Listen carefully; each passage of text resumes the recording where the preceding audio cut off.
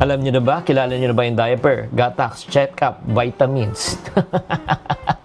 Maraming nga mga magulang ang nagtatanong, pwede bang magtimid ng baby expenses na hindi nagsasakripisyo ng nutrition ng anak? Nako, bilang mga magulang, natural lang po na talagang aalalahanin po natin ang anak. We want to give the best, di ba?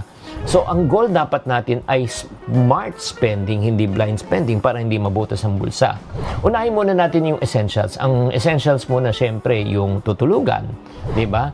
Or if not naman, yung malinis na feeding supplies, yung mga bottle, di ba? Tamang nutrisyon. Kaya nga, napaka-importante po na kailangan po yung mga kakainin po ni baby ay dapat healthy, di ba? Pero, kahit na healthy yan, hindi naman kailangan po magastos. Di ba, instead na bumili ng tinatawag na branded, baka pwede naman tayo kumuha ng tinatawag na generic brand. Opo. We have to buy smarts. Lalo na pagdating po sa mga damit, di ba? Laruan, mga libro, di ba? Bakit ka bibili ng brand new kung pwede ka naman bumili ng ika nga pre-loved? Di ba? At tatandaan nyo, napakabilis po lumaki. Parang hinihipan ng hangin ng mga baby. Kaya nga, siguro in 1 to 2 months lang, baka mapagliitan na yung mga binili mo. Ba't ka bibili ng brand new? Pwede ka makipag-usap sa mga kaibigan mo na bagong panganak na meron silang sigurong extra. At makakatulong din po yung pagpaplano po. Baka pwede tayo bumili ng mga diapers or mga wipes na bultuhan.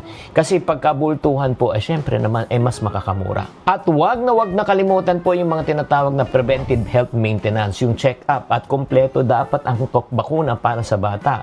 Bakit po? Sa totoo lang, prevention is better than cure.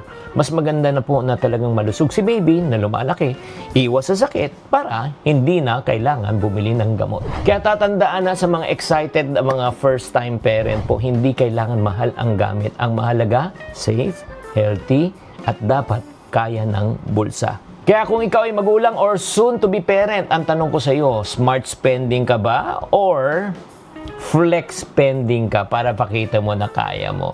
Sana nakatulong tong episode na ito. Tatandaan, tamang karunungan, tamang disiplina ang susi sa pagyaman.